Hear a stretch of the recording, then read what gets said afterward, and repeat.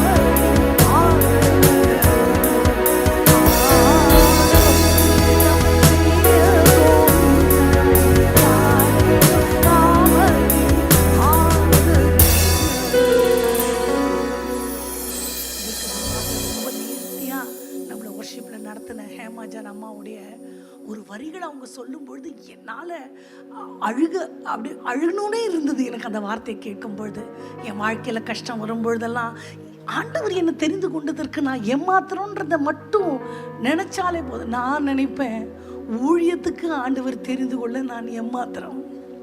எங்கள் வீட்டிலேயே பலவீனப்பட்ட, அறிவே இல்லாத, ஒன்றுமே இல்லாத ஒரு ஆள் யாருன்னா நான் தான். இன்றைக்கும் எங்கள் அம்மா சொல்லுவாங்க, எனக்கு நான் உன்னை நினச்சி கூட நான் பார்க்கல, உனக்கு கல்யாணம் ஆகும்னு கூட நான் நினைக்கல, நீ சுகமாக இருந்தால் போதும்னு நினைப்பேன்னு சொல்லுவாங்க எங்கள் அம்மா. உன்னை கடிச்சா கூட மாத்திரை வாசனை அடிக்குதுன்னு சொல்லுவாங்க எங்கள் அம்மா. அவ்வளோ பலவீனங்கள். அப்போ இந்த ஊழியம் செய்கிறதற்கு அவங்க அதை சொல்லும்பொழுது எனக்கு அந்த வார்த்தை ஞாபகம் வந்துருச்சு. இந்த பலிபீடத்தில் நிற்க நாங்கள் எம்மாத்திரம் ஆண்டவரே, இந்த ஸ்லாக்கியங்கள் எல்லாம் பெறுவதற்கு எம்மாத்திரம். உங்கள் எல்லாரையும் நான் ஊழியக்காரர்களாக பார்க்கிறேன். ஏன் தெரியுமா? வேதத்தில் உள்ள ஒவ்வொரு பெண்களை பற்றி இத்தனை எந்த சபை வருஷத்துக்கு 2 தடவை பெண்கள் முகாம் நடத்துகிறாங்கன்னு எனக்கு தெரியலை. நீங்கள் எவ்வளவு பெரிய பாக்கியவான்கள் தெரியுமா? வருஷத்துக்கு 1 நடத்துவாங்க. வாலிபர் முகாம் 1 நடக்கும். ஆனால் பெண்களுக்கென இவ்வளவு முக்கியத்துவம் கொடுக்குது. நான் மனப்பூர்வமாக நம்புகிறேன். பெரிய எழுப்புதல் பெண்கள் மூலியமாக தேசத்தில் வரும்.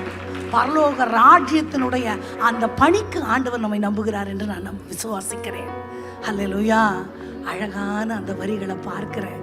என்னவா? எலிசபெத்துக்கு ஆண்டவர் கொடுத்த பேர் என்ன? நிறைவான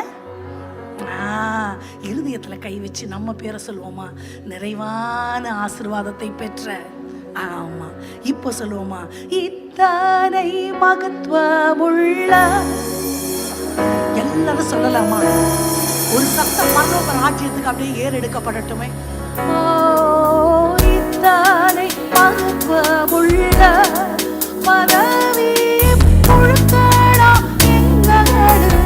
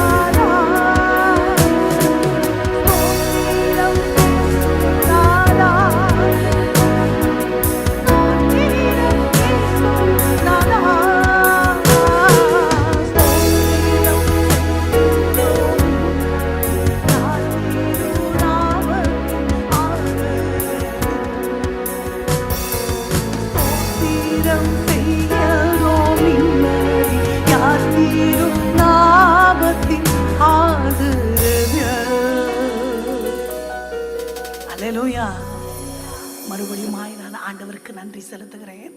நம்ம அந்த வசனத்தை வாசிக்கலாமா? எலிசபெத்தை குறித்து ஒரு இன்ட்ரோடக்ஷன் எங்கே வருதுன்னா, லூக்கா எழுதின சுவிசேஷ புஸ்தகத்துக்கு நேராக நம்ம வேதங்களை திருப்பிக் கொள்ளலாம். என்னோடு கூட சேர்ந்து முதல் அதிகாரத்தில் 5வது வசனத்தை நம்ம எல்லாம் சேர்ந்து ஏகோபித்து வாசிக்கலாமா? லூக்கா 1:5. யூதேயா தேசத்தின் ராஜாவாகிய ஆசாரிய வகுப்பை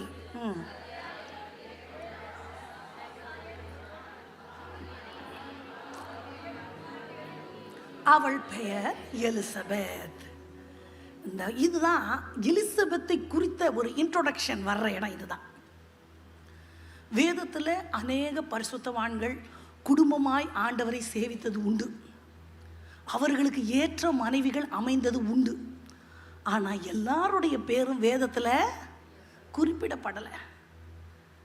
ஆனால் இங்கே 2 பேருடைய பெயரும் குறிப்பிடப்பட்டு அவர்களை குறித்து ஒரு அழகான அவங்க ஆசாரிய முறைமையின்படி 9வது வசனம், தேவாலயத்துக்குள் பிரவேசிக்கிறவர்கள், தூபம் காட்டுகிறவர்கள். 6வது வசனம், அவர்கள் இருவரும் கர்த்தரிட்ட சகல கற்பனைகளின்படியும் நியமங்களின்படியேயும் குற்றமற்றவர்களாய் நடந்து தேவனுக்கு முன்பாக.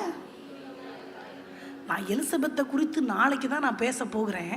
ஆனால் இன்னைக்கு ஒரு அறிமுகத்தை நான் உங்களுக்கு கொடுத்து விட்டு நம்ம இருதயங்களை அந்த சத்தியத்திற்கு நேராய் நம்ம எப்படி ஆயத்தப்படுத்தி கொள்ள போகிறோம், அதற்கான சில வேதத்தின் ஆழ் தத்துவங்களை முன்னுதாரணம் காட்டி நான் கடந்து செல்ல விரும்புகிறேன். இவர்கள் இருவரும் தேவனிடத்தில் பெற்ற கற்பனைகள் வெளியே நடக்கிறதற்கு கணவன் மனைவிக்குள்ள ஒரு மனம். அநேக தாய்மாருக்கு இதை படிக்கும் போது ஏக்கமாக இருக்கும். நான் ஆண்டவருக்குள்ளே இருக்கிறேன், என் கணவர் அந்த அளவுக்கு இல்லையே.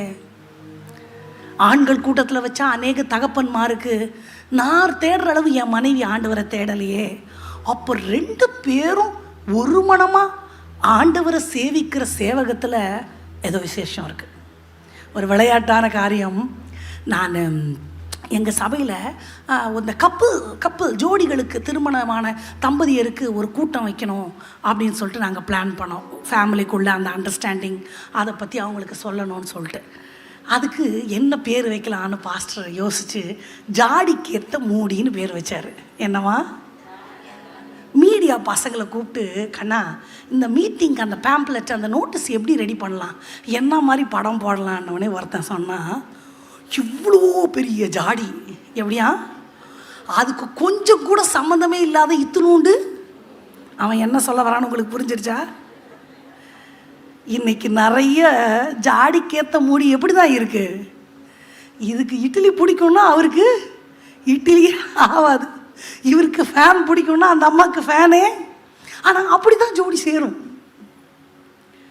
தோற்றத்தையும் சுபாவங்களையும் குணாதிசயங்களையும் எல்லாம் வச்சுட்டு நான் நோக்கம் ஒரு திசை என்ன தெரியுமா, நாங்கள் 2 பேருமா சேர்ந்து ஆண்டவருடைய ராஜ்யத்தை எப்படி ஸ்தாபிக்க போகிறோம், தேவனுடைய நிறைவான கட்டளைகள் என் வாழ்க்கையில் எப்படி நியமங்களின்படியும் நீதியின்படியும் நியாயத்தின்படியும் எனது வாழ்க்கையை நான் எப்படி கொண்டு போகிறேன் அப்படின்றதுல ஃபோக்கஸாக ஒரு கணவன் மனைவி இருந்துட்டாங்கன்னா அந்த குடும்பம் தான் இந்த எலிசபெத் சகரியா போல. அல்லேலூயா. இப்போ நம்மெல்லாம் இங்கே சகரியா யாரும் இல்லை, எல்லாரும் எலிசபெத்தாக இருக்கிறதுனால will stick on Elizabeth. Elizabeth அப்படின்ற அந்த வார்த்தை ஏழுனாலே நமக்கு தெரியும். ஏழுனாலே அது என்னத்தை குறிக்கும்? ஆண்டவரை குடிக்கிற எல்ஷடாய். ஏல்னா அங்கு யெகோவா தேவனுடைய நாமம் தன்னுடைய பெயரிலேயே ஆண்டவருடைய நாமத்தை தரித்து கொண்டு வாழுகிற ஒரு வாழ்க்கை எலிசபெத்தின் வாழ்க்கை. அல்லேலூயா. ஷபெத் ஷவா அப்படின்னா 7 பரிபூரணம், சத்தியத்தினுடைய முழுமையாக்கம் அப்படின்னு அர்த்தமாமா. என்ன ஒரு அழகான பெயர். இப்படிப்பட்ட பெயரை தரித்து கொண்டு இவள் ஆரோனுடைய வம்சாவழி ஒரு லேவி குடும்பத்தை சார்ந்தவர்கள் என்று நம்ம படிக்கிறோம். ஆரோனின் மனைவி பேரு எலிஷாமா. அந்த சொந்தக்காரங்க பேரையே அப்படி வச்சுக்குவாங்க. யோவான் பிறந்த பிறகு பேர் வைக்க போகும்போது, யோவானா உங்கள் சொந்தக்காரில் யாருக்கும் அந்த மாதிரி பேர் இல்லையேன்னு சொல்லுவார் ஆசாரியன். அப்போது அந்த வழியாக அந்த பெயர்களை வைக்கிறது அவர்களுக்கு பழக்கம் என்று பார்க்கிறோம். அப்போது அப்படிப்பட்ட ஒரு பெயரை தரித்து கொண்டிருந்த இந்த எலிசபெத்தினுடைய சுவாபங்கள் அநேகம் என்னை வியக்க வைத்தது. அதை நம்ம நாளைக்கு பார்க்க போகிறோம். இன்றைக்கு ஒரு குடும்பம் கட்டமைக்கப்படுவதற்கு பெண்ணினுடைய ஈடுபாடு எவ்வளோ முக்கியத்துவம். நான் உங்களுக்கு போன முறை வரும்போதெல்லாம் பெண்களை பற்றி தான் நிறைய சொல்லியிருக்கிறேன். வேதத்தினுடைய அநேக நம்ம புரிந்து கொள்ள முடியாத காரியங்களெல்லாம் நான் உங்களுக்கு சொல்லி கொடுத்தேன். நம் மனம் புதிதாகிறதுனாலே மறுரூபமாக்கப்படுவது என்பது என்ன என்பதை சொல்லி கொடுத்தேன். இங்கே குடும்பத்தினுடைய முக்கியத்துவம் ஒரு பெண்ணினுடைய கையில் இருக்குது. ஆமாவா? பெண்கள் இல்லாமல் குடும்பம்னா எப்படி? அம்மா அப்பா பிள்ளைங்க இருந்தால் தான். பிள்ளை இல்லைன்னா அது குடும்பமே இல்லை. எலிசபெத் மலடியாக இருந்தது நமக்கு தெரியும். அதை பற்றியும் நாளைக்கு சொல்ல போகிறேன். அப்போது குடும்பம்ன்ற கட்டமைப்புக்குள்ளே வருவதற்கு பெண்ணுக்கு ரொம்ப இம்பார்ட்டன்ஸ் ஆண்டவர் பெண்ணுக்கு கொடுத்துருக்கிறார். குடும்பத்துக்கே ஆண்டவர் நிறைய முக்கியத்துவம் கொடுக்கிறார். வேதம் ஆரம்பிக்கப்பட்டது ஆதாம் ஏவாள்ன்ற ஒரு குடும்பத்தில். ஆமாவா? வேதம் முடிகிறது எங்க? ஆட்டுக்குட்டியானவருடைய கல்யாணத்தில். திராட்சை தோட்டம் குடும்பத்துக்கு ஒப்பிடப்படுகிறது. பரலோக ராஜ்யம் குடும்பத்துக்கு ஒப்பிடப்படுகிறது. தேவ சபை குடும்பத்துக்கு ஒப்பிடப்படுகிறது. ஆமாவா? ஏசப்பா பிதா இவங்க எல்லாமே, அம்மா அப்பா என் மூத்த சகோதரன், இந்த குடும்ப உறவில் தான் தேவனை நான் தேடுகிற தேடலே இருக்கு. அப்பா அப்பா பிதாவே அன்பான தேவா அருமை ரட்சகரே ஆவியானவரே. எத்தனை பேருக்கு ஏசப்பாவை அப்பான்னு கூப்பிட பிடிக்கும்? அப்பா அப்பா மகனா அப்பா அப்பா மகனா. அல்லேலூயா. இதுல ஒரு சீக்ரெட் இருக்கு ஆண்டவர் அப்பான்னு வச்சுக்கிறதுல. அம்மா அப்பா. ஒரு பையன் பொண்ணு இருக்குன்னு வைங்களேன், இந்த பையன் யாருக்கு தான் செல்லமாக இருப்பான்? அம்மாக்கு. பொண்ணு அப்போ நம்மளாம் யாருக்கு செல்லம்? இப்போ சொல்லுவோமா, ஆண்டவரை பார்த்து உங்களை அப்பா பிதா என்று அழைக்கத்தக்கதான புத்திர சுவிகாரத்தை பெற்றவங்கெல்லாம் இருதயத்தில் கை வச்சு, ஏசப்பா உங்களை அப்பான்னு அழைக்கிற ஒரு பாக்கியத்தை எனக்கு கொடுத்தீங்களே, அதற்காக நன்றி ராஜா. உங்களை வாய் நிறைய சொல்லுவோமா, ஏசப்பா ஏசப்பா எனக்காக ரத்தம் சிந்தி பாவங்களற என்னை கழுவி பிதாவுக்கு முன்பாக என் நாமத்தை மறுதலியாமல் உச்சரிக்கிறவரே, உமக்கு நன்றி நன்றி நன்றி நன்றி நன்றி. ஹல்லேலூயா.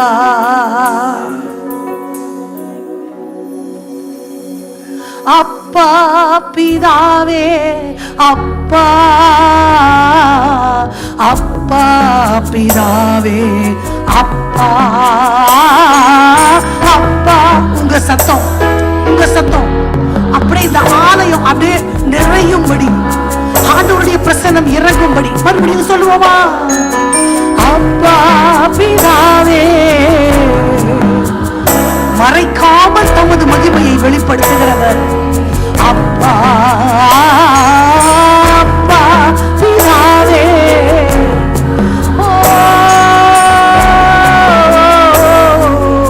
அப்பா. அல்லேலூயா. என் தேவனுக்கு 1000 நாமங்கள் இருந்தாலும் அப்பா பிதான்னு அழைக்கிற ஒரு புத்திர சுவிகாரத்தை எனக்கு கொடுத்துருக்கிறார். ஒரு நாளைக்கு ஒரு தடவையாவது அப்பான்னு கூப்பிட்டுருணும், 100 தடவை கூப்பிட்டாலும் சரிதான். அல்லேலூயா.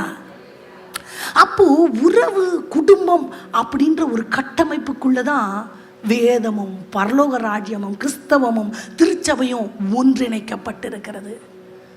ஸோ ஆண்டவர் குடும்பத்துக்கு அவ்வளோ முக்கியத்துவத்தை கொடுக்கிறார். முழு உலகத்தை அழிக்கும் பொழுது என்ன பண்ணாரு? நீதிமான் நோவா மட்டும்தானே, முழு குடும்பத்தையும் என்ன பண்ணாரு? அவனுக்கு குடும்பம் முக்கியம் அப்படின்னு குடும்பத்தோட. லோத்து என்கிற தேவ மனிதன் அந்த பட்டணம் அழிக்கப்படும் போது குடும்பத்தோட பிள்ளைகளையும் ஆண்டவர் குடும்பத்திற்கு அவ்வளவு முக்கியத்துவம் கொடுக்கிறார். ஆனா ஒரு ஆண் மகன் தேவ மனுஷனா கூட இருக்கலாம், அரண்மனையை கட்டலாம், பெரிய பெரிய அலங்கங்களை கட்டலாம், இடிக்கப்பட்ட கூடாரங்களை எடுப்பித்து கட்டலாம், தேவாலயத்தை கட்டலாம், தேவ ராஜ்யத்தை கட்டலாம், தேறின வேத பாரகனாய் இருக்கலாம், ஆசாரியனாய் இருக்கலாம். he may do this and that. ஆனால் புத்தியுள்ள ஸ்திரீ, புத்தி இல்லாதவள் குடும்பத்தை கட்டுவதும் இடிப்பதுமான ஒரு பெரிய பொறுப்பை ஆண்டவர் யாருடைய கரங்களில் கொடுத்திருக்கிறார்? குடும்பத்தை கட்டுகிற தெய்வீக சுவாபம், அதுக்கு ரொம்ப பொறுமை வேணும். தேவராஜ்யம் கட்டுறது ரொம்ப ஈஸியா? இவ்வளோ வரைக்கும் ஆண்டவர் வாசஸ்தலத்தை உங்களுக்காக நான் ஆயத்தம் பண்ண போறேன்றவர் இத்தனை வருஷமா ஆயத்தப்படுத்திட்டு இருக்கிறார் ஆண்டவர் நமக்காக. அப்போ that is not an easy job, right? குடும்ப வாழ்க்கையும் அப்படிதான். குடும்பத்தை கட்டுவது லகு அல்ல. இருதயத்தில் கை வச்சுக்கோங்க எல்லாரும், நான் தான் இந்த குடும்பத்துக்கு உத்தரவாதி. I know it is not an easy job. இது ஈஸியான வேலை கிடையாது, எனக்கு தெரியும். கஷ்டம், ரொம்ப கஷ்டம். ஆனால் ஆண்டவர் உங்களையும் என்னையும் நம்பி கொடுத்திருக்கிறார். ஹல்லேலூயா. ஆண்டவரே, நீங்கள் கொடுத்த இந்த வேலையை நான் உண்மை உத்தமமாக செய்வேன்னு சொல்லலாமா? அப்பாவை பார்த்து சொல்லலாமா? என்னை நம்பியவர் தந்த பொறுப்பாதரை அவர் வரும் வரை காத்து கொள்வே. ஆமென். இது பெண்களுக்கு நிறைய சொல்லணும். நான் அப்படியே சமாதானமாக இருங்க எல்லாம் சொல்கிறத விட இந்த குடும்பம் ஆண்டவருக்காக. போன முறை உங்களுக்கு நான் சொல்லியிருப்பேன் என்று நினைக்கிறேன். யோகபேத் மோசையை பெற்றெடுக்கும் பொழுது 4 பெட்டியில் வைத்து அனுப்புகிறாங்க. ராஜாத்தி கண்களில் அந்த பெட்டி படுது. அந்த பெட்டியை எடுத்த உடனே மிரியாம் அந்த பிள்ளைக்கு பால் கொடுக்க ஒரு தாயை கொண்டு வரட்டுமான்னு யாரை கொண்டு வராங்க? யோகபேத். உங்களுக்கு நான் சொன்னதுனால சுருக்கமாக சொல்கிறேன். அப்போ ராஜாத்தி யோகபேத்தை பார்த்து ஒரு வார்த்தை சொல்லுவாள். என்ன வார்த்தை சொல்லுவாள்? இந்த பிள்ளையை எனக்காக வளர்த்திடு, நான் உனக்கு. யாரு பிள்ளைய யாரு வளர்க்க, யாரு சம்பளம் கொடுக்கறது? எல்லா தாய்மார்களுக்கு சொல்கிறேன், எனக்கு இருக்கிற பிள்ளை, எனக்கு இருக்கிற குடும்பம் ஆண்டவர் எனக்கு கொடுத்தது. இதை நேர்த்தியாக கொண்டு போனால் ஆண்டவர் எனக்கு சம்பளம் தருவார். ஆண்டவர் கொடுத்த பணி, அந்த கவர்மெண்ட்டில் நான் அப்பாயின்ட் பண்ணப்பட்டிருக்கேன். இப்போ ஏனோ தானோன்னு என் குடும்பத்தை நான் கொண்டு போக முடியுமா? அந்த குடும்ப வாழ்க்கையை நான் அசட்டையாக நினச்சேன்னா அது எனக்கு நிலைக்காது. என்ன பெரிய குடும்பம், அது ரொம்ப முக்கியத்துவமா? எல்லாரும் தானே அப்படி நினச்சோம்னா ஒரு விலையேற பெற்ற ஒரு தரமான கிறிஸ்தவ குடும்ப வாழ்க்கையை நான் எடுத்துக்கொண்டு போக முடியாது. எல்லா பெண்களும் ஊழியக்காரிகள்னு சொன்னேன். முதல் ஊழியம் என்னுடைய குடும்பம். எனக்கு கணவர் வந்து பிள்ளைங்களை பார்த்து நான் வீட்டை பார்த்துக்கிறேன், நீ போய் ஊழியம் செஞ்சுட்டு வான்னு அனுப்பலைன்னா நான் இங்கே வந்து நிற்க முடியாது. ஸோ குடும்பம் தான் எல்லாருக்குமே பேக் போன். ஆண்களுக்கும் அப்படித்தான். அதனுடைய முக்கியத்துவத்தை இன்றைக்கி எந்த அளவுக்கு பெண்கள் புரிந்து கொள்கிறாங்கன்னு எனக்கு தெரியலை. சில மைண்டில் ஒரு ஒரு ஒரு ஸ்ட்ராங் ஹோல்ஸ்ன்னு சொல்லுவோம் இல்லையா, ஒரு அரண்களை போல பெண் இந்த காலத்தில் இருக்கிற ஒரு சில காரியங்களை நான் முன்னுதாரணம் காட்டுறேன். அதற்கு முன்பாக நாம் ஒரு வசனத்தை வாசிக்கலாம். நாம் எல்லாரும் எஸ்தர் சரித்திர புஸ்தகத்துக்கு நேராய் நம்ம வேதத்தை திருப்பிக் கொள்ளலாமா? எஸ்தர் 3வது அதிகாரம் 8வது வசனத்தை யாராவது ஒருத்தர் சத்தமாக படிக்கலாமா? எஸ்தர் 3:8.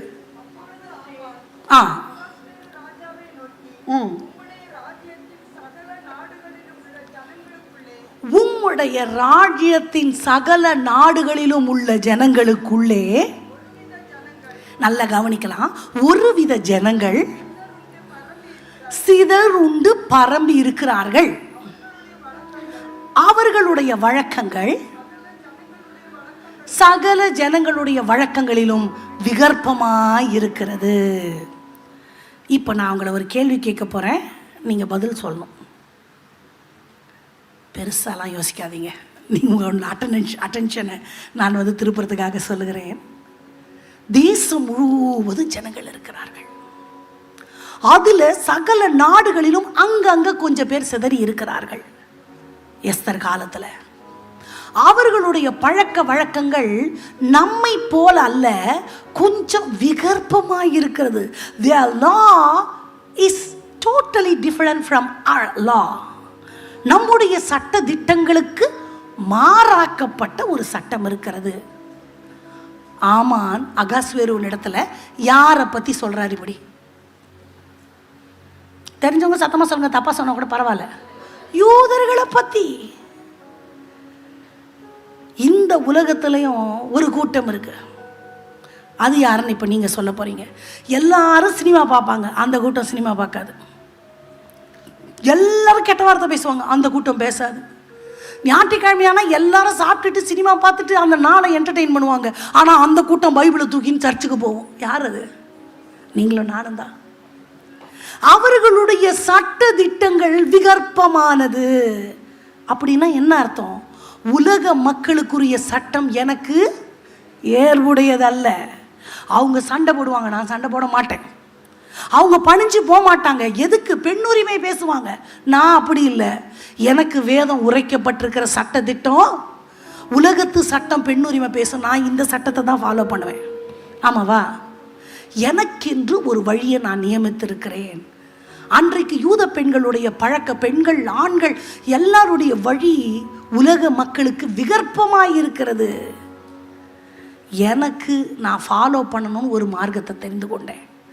அந்த மார்க்கத்தை உலகத்தோடு நான் ஒப்பிட, உலகத்தானுக்கு விபச்சாரம் பண்ணாதான் தப்பு, ஆண்டவர் பிள்ளை பார்த்தாலே தப்பு. ஆமாவா? அப்போ எனக்கென நியமித்த வழி வேறு.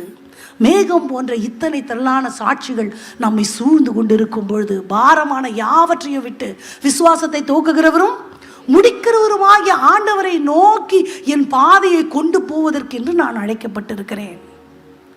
இன்றைக்கு குடும்பங்கள் சிதறடிக்கப்படுவது ஏன்? வேதத்தில் உள்ள முதல் குடும்பம் எது? ஆதாமன் ஏவாள். கணவன் மனைவி ஒரு சின்ன கேப்பு, அவ தனியாக இருக்கிற டைம் பார்த்து பிசாசு வந்து என்ன பண்ணிருச்சு? வஞ்சிக்கப்பட்டாயிற்று.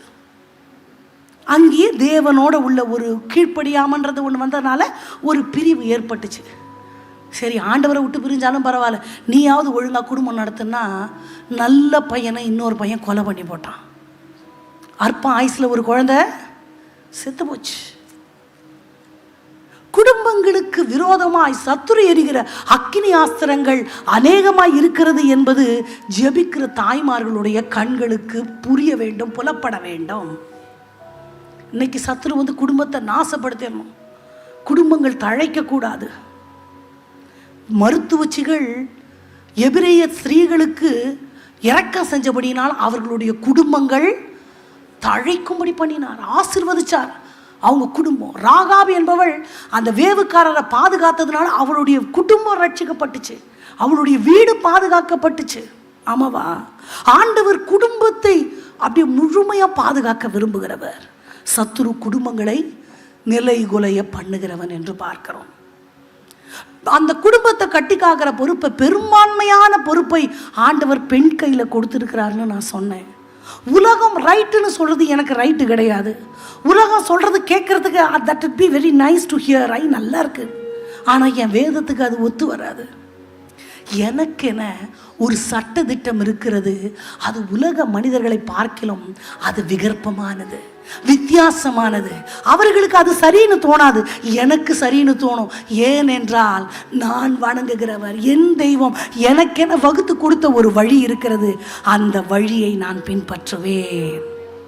மைனர் போலாமா? நீர் சொன்னால் போதும் செய்வேன், நீர் காட்டும் வழியில் நடப்பேன், உம் பாதம் ஒன்றே பிடிப்பேன், என் அன்பு இயேசுவே. ஒரு ஜெபம் பண்ணிட்டு இந்த வார்த்தைக்குள்ள நம்ம போறோம்.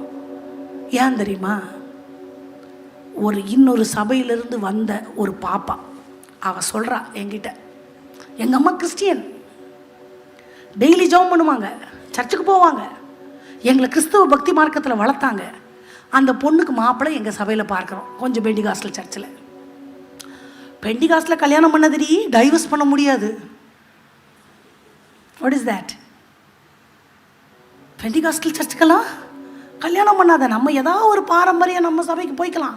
வேண்டான்னா அப்போ அம்மா என்ன சொல்லி கொடுக்குறாங்க? கல்யாணமே லிவிங் டுகெதர் மாதிரி தான், நீ வாழ்ந்து பாரு, பிடிச்சா வாழி, இல்லாட்டி. இதுதான் உலகத்தினுடைய மைண்ட் செட். நாம் அப்படி வாழ வரல. நான் மனுஷன் சொல்றதை கேட்க மாட்டேன், உலகம் சொல்றத கேட்க மாட்டேன், தத்துவங்கள் சொல்றதெல்லாம் கேட்க மாட்டேன். மனுஷனுக்கு செம்மையாய் தோன்றுகிற வழிகள் உண்டு, அதன் முடிவோ. எனக்கு ஒருத்தர் ஆலோசனை கர்த்தர் இருக்கிறார். அவர் என் மேலே கண்களை வச்சு எனக்கு ஆலோசனை சொல்வார். என் குடும்பம் வாழணும்னு நினைப்பார் அவர். நான் தப்பு செஞ்சால் என்னை திருத்தி நல்வழிப்படுத்துகிற ஒரு தகப்பன் எனக்கு உண்டு. அவர் காட்டுற வழியில தான் நான் நடப்பேன்னு சொல்கிறவங்க இருதயத்தில் கை வச்சு, நீர் சொன்னால் போதும் செய்வேன், நீர் காட்டும் வழியில் நடப்பேன், உம் பாதம் ஒன்றே பிடிப்பேன், என் அன்பு இயேசுவே. நீர் சொன்னால் போதும் செய்வேன், நீர் காட்டும் வழியில் நடப்பேன், உம் பாதம் ஒன்றே பிடிப்பேன், என் அன்பு இயேசுவே. நீர் சொன்னால் போதும் செய்வேன், நீர் காட்டும் வழியில் நடப்பேன், உம் பாதம் ஒன்றே பிடிப்பேன், என் அன்பு இயேசுவே.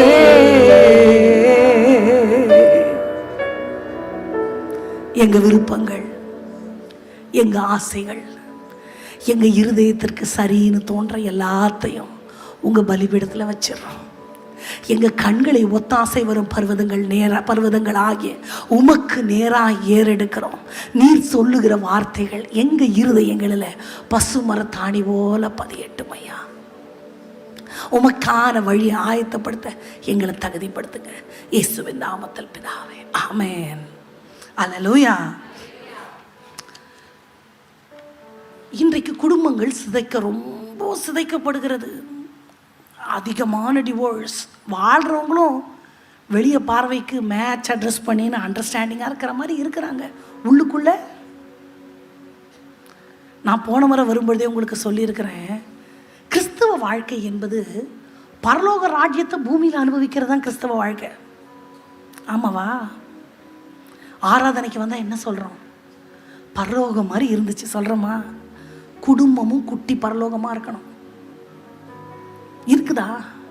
யான் தான் வீட்டுக்கு போகிறோன்னு இருக்குது. சில நேரம் பாடு இருக்காது, உபத்திரவம் இருக்காது, கஷ்டம் கண்ணீர் இருக்காதுன்னு நான் சொல்லலை. வேதம் எங்கேயுமே அப்படி நமக்கு ஒன்று சொல்லவே இல்லை. உலகத்தில் உங்களுக்கு உபத்திரவம் ஆனாலும்னா என்ன அர்த்தம்? In the midst of all the trials, temptations, pains, agony, என்ன வார்த்தை வேணால் வச்சுக்கலாம், எல்லா கஷ்டங்களும் இருக்கும்.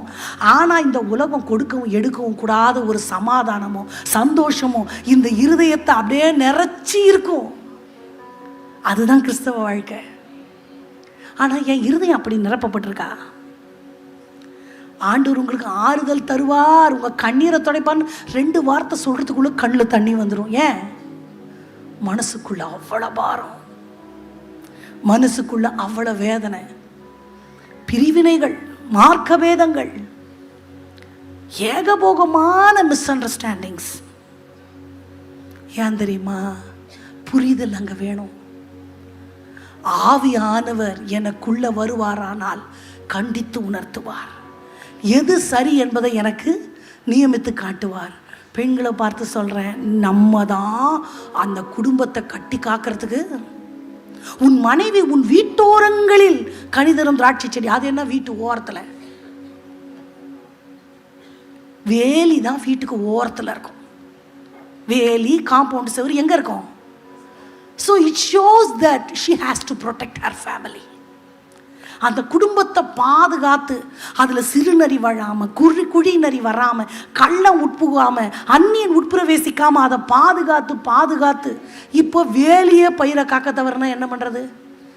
வேலியை பார்க்கறதுக்கே இன்னொரு வேலி போட வேண்டியதாக இருந்தால் என்ன பண்ணுறது? இருதயங்கள் ஸ்திரப்பட வேண்டும். இந்த எலிசபெத்தை அவருக்கு ஜாடிக்கேற்ற மூடியா வேதம் சொல்லப்பட்டிருக்குன்னா, அவங்களுக்குள்ள இருந்த திவ்ய சுவாபங்கள், தேவனோடு உள்ள உறவு, understanding about what is life, அதெல்லாம் உங்களுக்கு நாளைக்கு சொல்லித்தரேன். இன்னைக்கு மனசுக்குள்ள இருக்கிற ஸ்ட்ராங் ஹோல்ஸ் 2 மாத்திரம் உங்களுக்கு சுருக்கமாக சொல்லி குறிப்பிட்ட நேரத்தில் நான் முடிக்க விரும்புகிறேன். நம்ம எல்லாருக்குள்ளும் மனசில் என்ன இருக்கும்னா, எனக்கு பிடிச்சதை நான் செய்வேன். என்னது? ஆமாவா? எனக்கு பிடிச்சிச்சு. ஆமாம், சில நேரத்தில் அது நமக்கு தப்பு இல்லைன்னு தோணும். எனக்கு பிடிச்சிச்சு, உனக்கு தப்பாக இருந்தால் நான் என்ன பண்ணுறது? எல்லா விஷயத்துலையும் ஆண்டவர் பிள்ளைகளுக்கு நான் சொல்லுகிறேன், யாக்கோபு வயது முதிர்ந்த காலத்தில் தன்னுடைய மகன் யோசேப்பை பார்க்கிறார். யோசேப்பை பார்க்கும் பொழுது அவர் எகிப்துக்கு கூப்பிடுறார். அப்பா, நீங்கள் அங்கே ஆண்டவர் என்னை உயர்த்தி வச்சிருக்கிறார், நீங்கள் அங்கே வந்துருங்க. யாக்கோபுக்கு போக பிடிக்கல. ஏன் தெரியுமா? அப்போ இருந்தவருக்கு எகிப்தியர் மேலே நல்ல ஒப்பீனியனே இல்லை, இஷ்டமே இல்லை. விருத்தாப்பிய காலங்களில் உன் இடையை வேறொருவன் கட்டுவான் அப்படின்னா என்ன அர்த்தம்? நீ நினைக்கிறதெல்லாம் செய்ய முடியாது, அடுத்தவங்க செய்யறதை நீ அக்செப்ட் பண்ணிக்க வேண்டியதான். போன்றார். நீ போவோம் கூட நான் வருவேன். போனாரு. அங்கே பல வருடங்கள் இருந்தார்.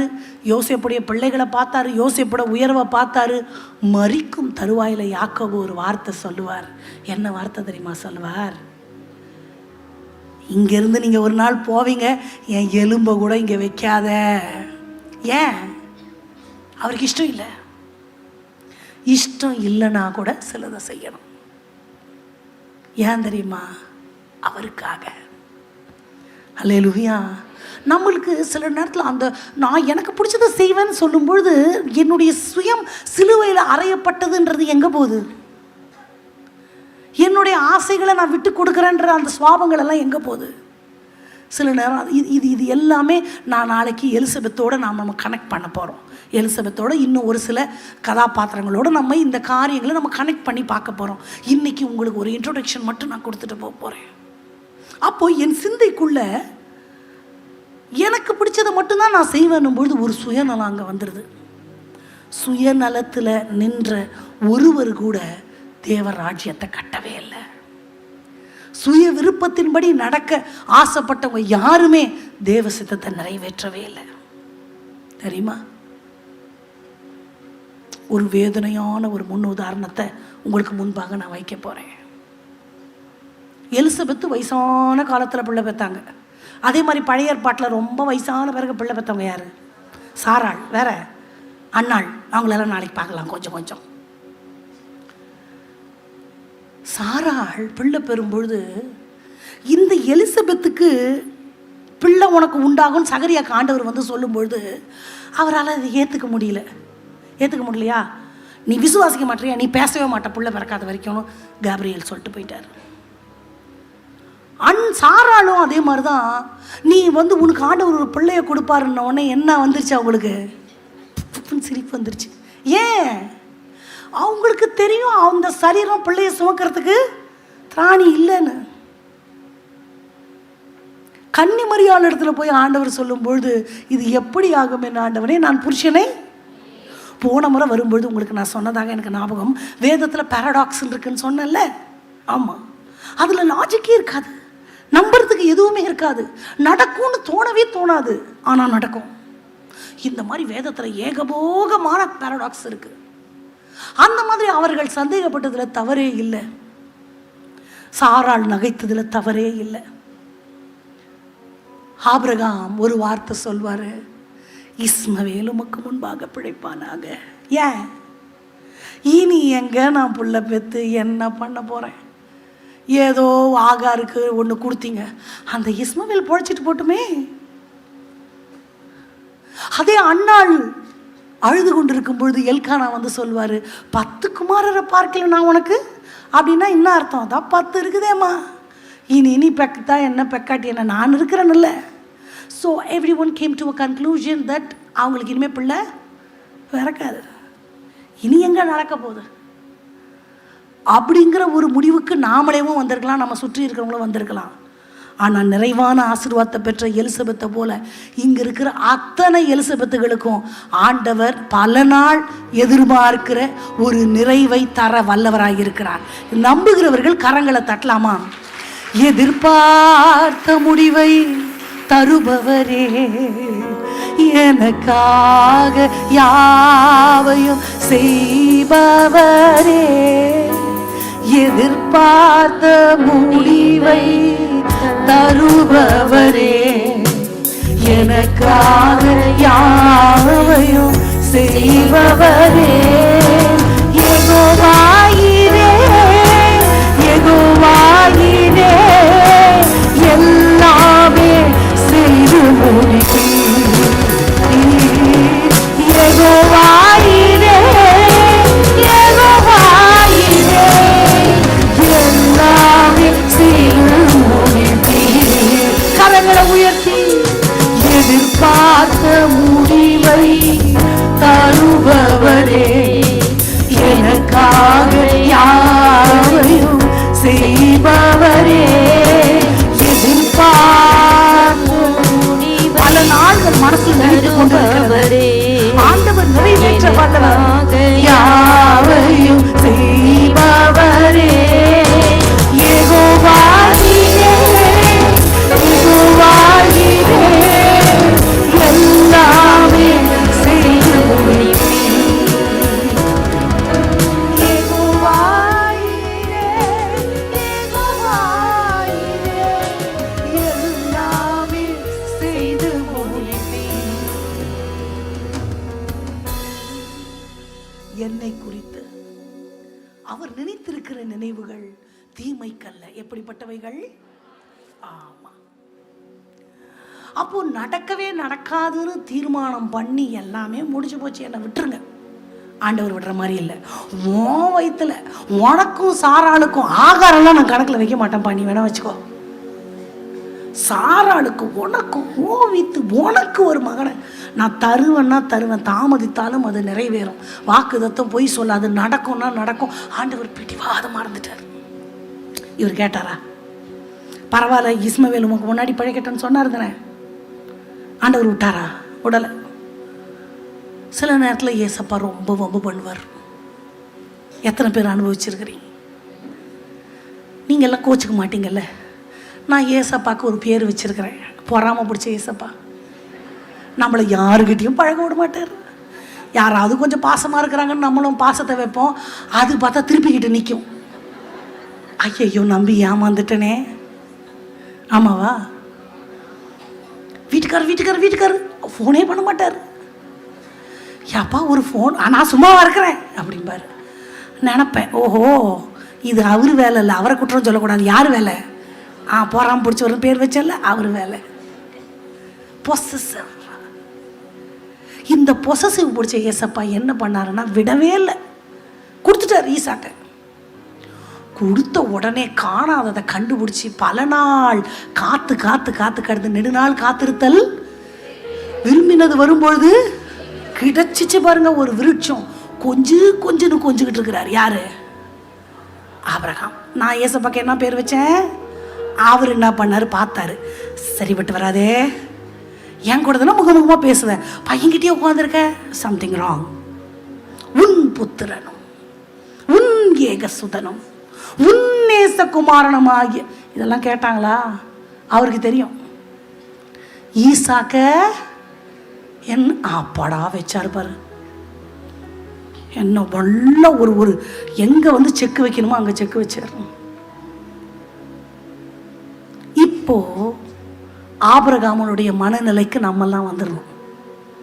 காலம் போன கடைசியில் ஒரு குழந்தை பிறந்திருக்கு, அம்மாங்களுக்கெல்லாம் வச்சுக்கோ. மலடி மலடி மலடி மலடின்னு எலிசபெத்து மாதிரி பேர் வாங்கி புருஷனும் கிழவன் ஆயிட்டாரு, நானும் கிழவி ஆயிட்டேன், நடக்கவே நடக்காது, அதிசயமாக கொடுத்தாரு. கண்களுக்கு முன்பாக அது ஆச்சரியமாக இருக்கிறது. ஆண்டவர் எனக்கு செய்தார்னு எலிசபெத்து மாதிரி நம்மளும் பாட்டெல்லாம் பாடி முடிச்சிட்டோம். வாக்குதத்தத்தின் மகன் என்ன பண்ணிட்டான்? கைக்கு வந்துட்டான். இப்போ ஆண்டவர் சொல்கிறாரு ஈசாக்க பலியிடுன்னு. நம்ம என்ன சொல்லியிருப்போம்? இது மெய்யாக தெய்வத்தினுடைய சத்தமே அல்ல, சைத்தான் தான் பேசுது. சொல்லியிருப்போமா இல்லையா? கட்டாயமாக சொல்லியிருப்போம். ஆண்டவர் எப்படி இது எப்படி ஆகும்? என் ஆண்டவனே 95 வயசுக்கு எத்தனை வருஷம் கழிச்சு புள்ள கொடுத்துட்டு வெட்டி போட சொல்வீரா? இது உம்முடைய சத்தமே அல்ல, அப்பல போய் சாத்தானேன்னு சொல்லிட்டு விட்டுருப்போம். சரி, ஆபிரகாமை விட்டுறலாம். இப்போ நம்மலாம் சாராள், நம்ம கிட்ட வந்து நம்ம கணவர் சொல்கிறாருன்னு வைங்க, இந்த பிள்ளைய மோரியா மலையில் போய் வகுந்து போட போகிறேன், என்ன பண்ணியிருப்போம்?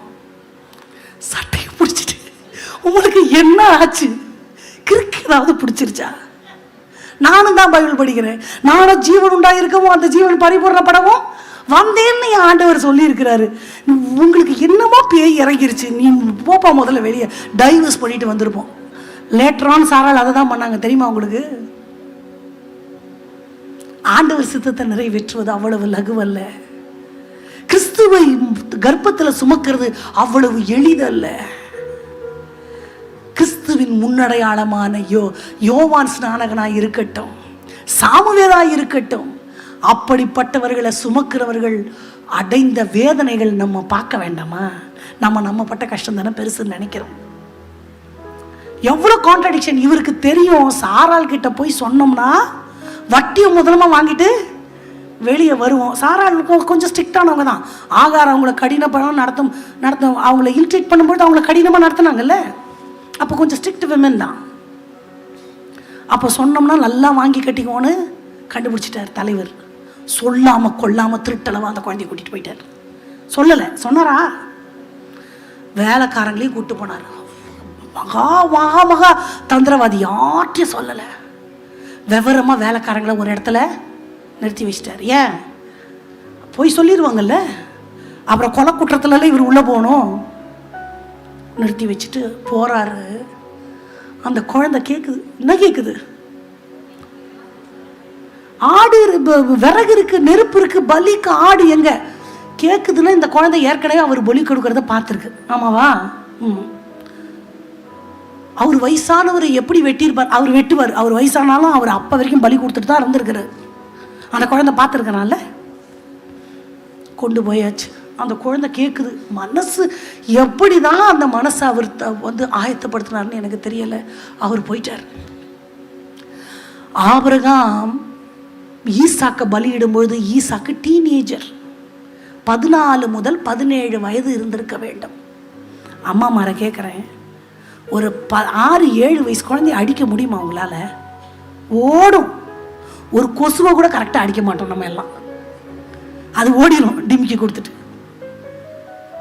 அவ்வளோ பெரிய பையனை இவருக்கு கட்டும் போது அவன் திமிரி இருப்பான்ல, ரகலை பண்ணியிருப்பான், கத்தி இருப்பான், தொண்டை தண்ணி போகிற அளவுக்கு. அப்பா அப்பா என்னப்பா பண்ணுறீங்க? கையை கட்டி காலை கட்டி பலிபீடத்தில் மேலே எட்டு வச்சு கத்தியை உங்கிற வரைக்கும் பிள்ளைக்கு தெரியாமையா இருந்திருக்கும். அந்த குழந்தை உயிருக்கு போராடி இருக்கும், கதறி இருக்கும், கத்தி இருக்கும், திமிரி இருக்கும். இது வரைக்கும் அப்பாவை அப்படி பார்த்ததே இல்லை. கொஞ்சிற அன்பான அப்பாவை தான் பார்த்துருக்கு. அந்த அப்பா கொலவெறியோடு அந்த கையை ஓங்கிட்டு நிற்கிறத பார்த்த ஈசாக்கு ஆயுசு முழுக்க பயந்தாங்கொழியாக இருந்தான்றது வரலாறு தெரியுமா? அந்த பிள்ளையினுடைய வாழ்க்கையில் பார்த்தீங்கன்னா எங்கேயுமே அது எழுத்து பேசாது. நம்ம சந்தோஷமாக பாடுறோம், ஏசேக்கு சித்து நான் முடிந்து போனது ரெகபோத் தொடங்கியது. அவனுக்கு எதிர்க்கவே திராணி கிடையாது. ரெபெக்காளை திருமணம் செய்த பொழுது தன் தாய்க்காக கொண்டிருந்த துக்கம் நீங்க ஆறுதல் அடைந்தான். அப்பா செத்தப்பா அவனுக்கு எங்க போச்சு துக்கம்? அப்பாவோடு கூட ஒரு பெரிய பிளவு உண்டாயிற்று. ஈசாக்கு திரும்ப அப்பா கூட இணையவே இல்லை. ஓடி அப்புறம் ஆடு கிடைச்சிருச்சு, அவர் எடுத்து பலியிட்டாரு. கையை பிடிச்சிக்கிட்டு அப்பா பலிக்கு ஆடு எங்கன்னு வரும்போது கேட்டுட்டு வந்த ஈசாக்கு ரிட்டர்ன் போகும்போது கையை பிடிச்சிட்டு ஏன்பா அப்படி பண்ணீங்க நான் கேட்டிருப்பான். தெரிச்சு ஓடி இருப்பான். வேலைக்காரங்கிட்ட போய் அண்ணா இவர் என்னை கொல்ல வந்தாரு, அவங்க அம்மாட்ட ஓடி போய் கட்டி பிடிச்ச அம்மா. அவ்வளோதான், அவள் பெயர் ஷெபாவுக்கு போனாள். சாகிற வரைக்கும் ஆபிரகாமோட வாழவே இல்லை. தெரியுமா உங்களுக்கு சரித்திரம்? அந்த மகனோட அவருக்கு அவ்வளோதான். அவனுக்கு பொண்ணு பார்க்கும் போது கூட ஆபிரகாம் பார்த்தா அவன் கல்யாணம் பண்ண மாட்டான்னு தெரியும். அதுக்குத்தான் ஒரு எலியேசரை உண்டாக்குவார். நான் ஆண்டவர் சித்தத்தை தானே செஞ்சேன், நான் ஏன் கஷ்டப்படுறேன்? நான் சரியான வழியில தான் போறேன்னா ஏன் எனக்கு இவ்வளவு உபத்திரவங்கள்? நினைக்க வேண்டாம் ஆண்டவருடைய பிள்ளைகளே. ஆண்டவர் சித்தத்தின்படி நடக்கிறதுல உபத்திரவமும் உண்டு, வேதனையும் உண்டு, கண்ணீரும் உண்டு. ஆனா காலம் நமக்கு சாட்சி சொல்லும். பரலோகத்தில் அதற்கான பலன் மிகுதியாக இருக்கும். தெரியுமா? எனக்கு பிடிச்சதை நான் செய்வேன் அப்படின்னு ஆபிரகாம் அந்த மகன் மேல வைத்த பாசத்துல சித்தத்தை நிறைவேற்றாம விட்டு இருப்பாரானால் இன்றைக்கு விசுவாசிகளின் தகப்பனாக இருக்க முடியுமா? அவர்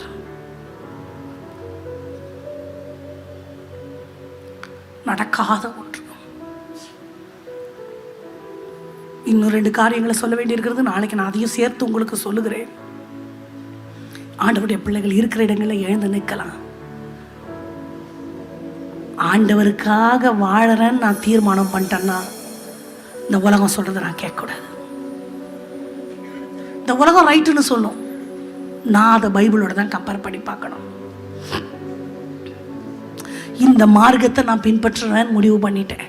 இந்த சிலுவையை நான் சுமக்கிறேன்னு நான் டிசைட் பண்ணிட்டேன். இனி எதையுமே நான் பார்க்க மாட்டேன், ஆண்டவரை மட்டும்தான் பார்ப்பேன். எனக்கு ஆண்டவர் ஒரு குடும்பத்தை கொடுத்துருக்கிறார். அந்த குடும்பத்தை ஆண்டவருக்கு நேராக நான் நடத்தணும். எனக்குன்னு ஒரு வாழ்க்கை கொடுத்துருக்கிறார். அதில் எப்படியாவது ஆண்டவருடைய சித்தத்தை நான் நிறைவேற்றணும். அவருக்கு பிரியமானதில் வந்தார். அவருக்கு பிரியமானவர்கள் அவரை ஏற்றுக்கொள்ளவில்லை. அந்த கூட்டத்தில் நான் இருக்கக்கூடாது. உணர்வுள்ளவன் உண்டோ என்று பார்க்க பரலோகத்திலிருந்து தேவன் மனுபுத்திரரை கண்ணோக்கினார். எல்லாரும் வழிவிலகி ஏகமாய் கெட்டு போனார்கள். அந்த கூட்டத்தில் நீங்களும் நானும் இருக்கக்கூடாது. நீர் சொன்னால் போதும் செய்வேன், நீர் காட்டும் வழியில் நடப்பேன், உம்பாதம் ஒன்றே பிடிப்பேன், என் அன்பு இயேசுவே. சொன்னால் போதும் செய்வேன், உங்க சத்தம் கேட்க மாட்டேங்குது. வழியில் நடப்பேன், என் ஆசை விருப்பம் எல்லாம் வேண்டாம், ஒன்றே நமது பரிபூரணமாக்கப்பட்ட சித்தம் இயேசுவே.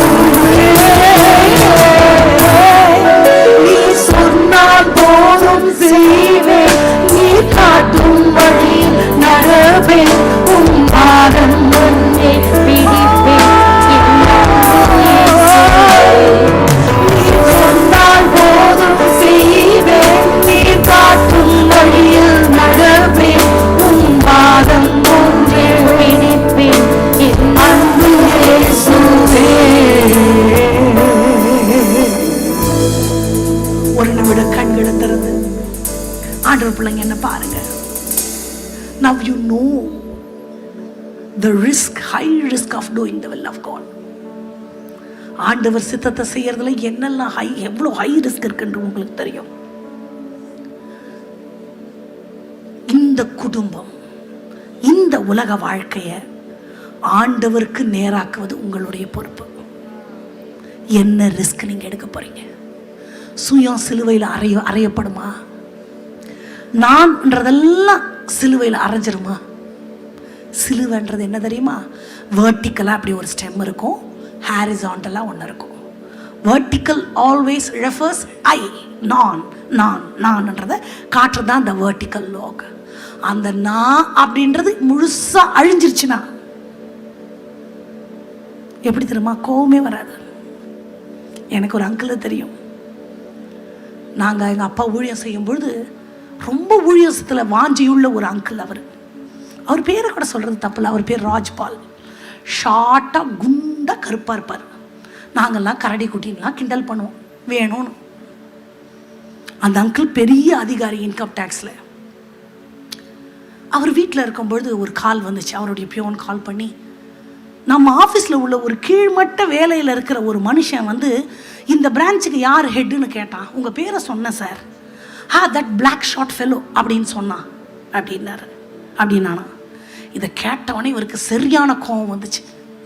அவ்வளோ பெரிய படிப்பாளி, அவ்வளோ சம்பளம் வாங்குகிறார். கீழ்மட்டத்தில் உள்ள ஒரு மனுஷன் என்னை பிளாக் ஷார்ட் ஃபெல்லோன்னு எப்படி சொல்லலாம்? அவனை போய் முதல்ல வேலையிலேருந்து வெளியே தள்ளணும், 4 வார்த்தை கேட்கணும்னு சொல்லிட்டு கோபத்தோட ஆஃபீஸை விட்டு கிளம்புனார். வீட்டை விட்டு கிளம்புனார் ஆஃபீஸ்க்கு. ஆஃபீஸ் போகிறதுக்கு முன்னாடி ஜெபிக்கிறது வழக்கம். கண்ணை மூடி ஜெபிக்கும் போது ஆண்டவர் கேட்டாராம், சண்டை போட போகிறதுக்கு எதுக்கு என்கிட்ட நீ பேசுகிற? ஓ ஆண்டவரே, how can he say that I am a black short fellow?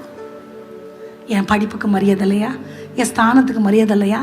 என்னை எப்படி பாடி ஷேம் பண்ணலாம் அவங்க? ஏசப்பா சொன்னாரா, நீ கருப்பாக தானே இருக்க? ஆமாம்.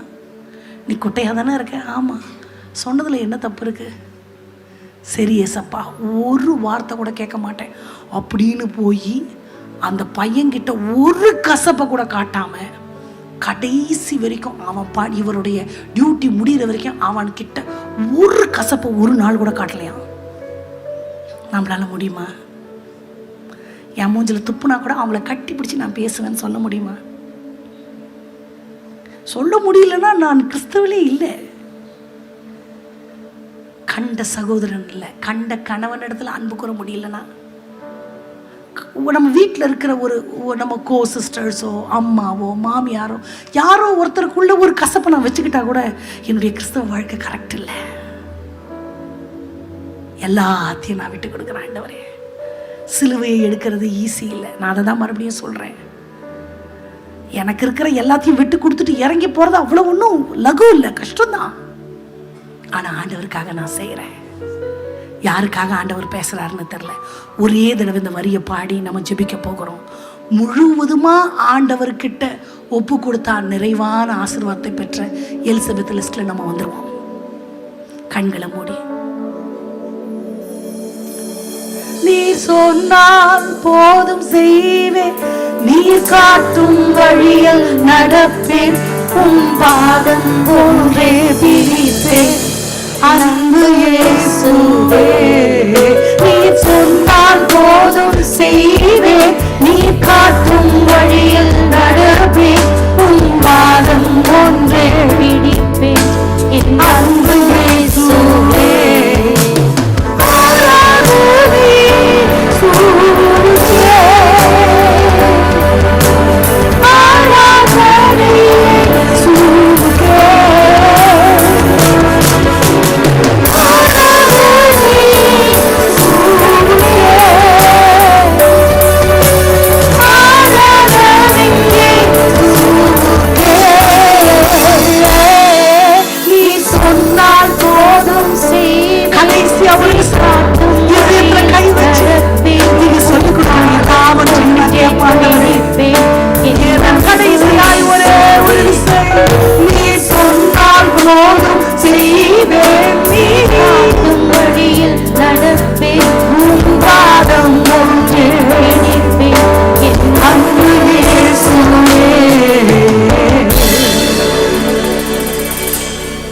1000 தலைமுறைகளுக்கு இரக்கங்களை காக்கிற எங்கள் மகாதேவனே, உம்மை தெய்வமாய் கொண்ட பாக்கியம் உள்ள சந்ததியில நீர் எங்களை சேர்த்தபடினால நன்றி ராஜா.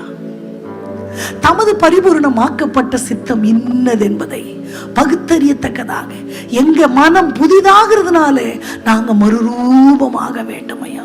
புத்தியுள்ள ஆராதனை, உமக்கு ஏற்புடைய ஒரு வாழ்க்கை வாழ ஆவியானவர் நீர் எங்களை நியமித்திருக்கிறபடினால நன்றி. இந்த நாட்கள் உமது பிள்ளைகள் உம்மோடு உள்ள உறவுல பலப்படும்படி விசேஷித்திருக்கிறார்கள். இதற்கு அப்பா ஆதரவாய் இருந்த பிள்ளைகள், கரம் கொடுத்த பிள்ளைகள், ஊழியக்காரனுடைய கரங்களை தாங்கி பிடித்த ஊரும் ஆரணமாய் இருந்த எல்லார் மேலும் இந்த ஆசீர்வாதம் வந்து அமரட்டும் ஐயா. உமது வருகை தாமதிக்குமானால் உமது ராஜ்யத்துல நாங்களும் பங்கு பெற, எங்க குடும்பங்கள் உமக்கு நேராய் அப்பா பரிசுத்தமாக்கப்பட, உமது சித்தத்தை நிறைவேற்ற ஆவியானவர் நீர் எங்களுக்கு கிருபை செய்ய விடுமாய் ஜெபிக்கிறோம்ப்பா. எலிசபெத்தை போல அநேக நாட்கள் எந்தெந்த ஆசீர்வாதங்களுக்காக உமது பிள்ளைகள் காத்திருக்கிறார்களோ அந்த நிறைவான பலன் வாரத்தின் அப்பா பலகணிகளை திறந்து இடம் கொள்ளாமற் போக மட்டும் பிள்ளைகள் மேல, பிள்ளைகளின் மேல அளவில்லாமல் வந்து இறங்குவதாக. செட்டைகளின் நிழல் உமது பிள்ளைகளை மறைப்பதாக, நுகங்கள் முறிக்கப்படுவதாக, கட்டுகள் அறுக்கப்படுவதாக, பிணையல்கள் நெகிழ்க்கப்படுவதாக, சத்துரு உட்புகுதலும் குடியோடி போகுதலும் இல்லாதபடிக்கு தேவனுடைய ராஜ்யம் என்றென்றைக்கும் என்றென்றைக்கும் இன்றும் உள்ள சதா காலங்களிலும் முது பிள்ளைகளுடைய வாழ்க்கையில ஆம் என்றும் ஆமேன் என்றும் நியமிக்கப்படுவதாக தெய்வத்தினுடைய திருக்கரங்களில் ஒப்பு கொடுக்கிறோம். இயேசுவின் நாமத்தில் ஜெபத்தை ஏறெடுக்கிறோம் எங்கள் நல்ல பிதாவே. ஆமென், ஆமென், ஆமென். கர்த்தர் உங்களை ஆசீர்வதிப்பார், உங்களை மேன்மேலும் பலப்படுத்துவார். இப்பொழுது இருக்கிறதை பார்க்கிலும் 1000 மடங்கு உங்களை மேன்மடைய செய்வார். ஆமென். God bless you.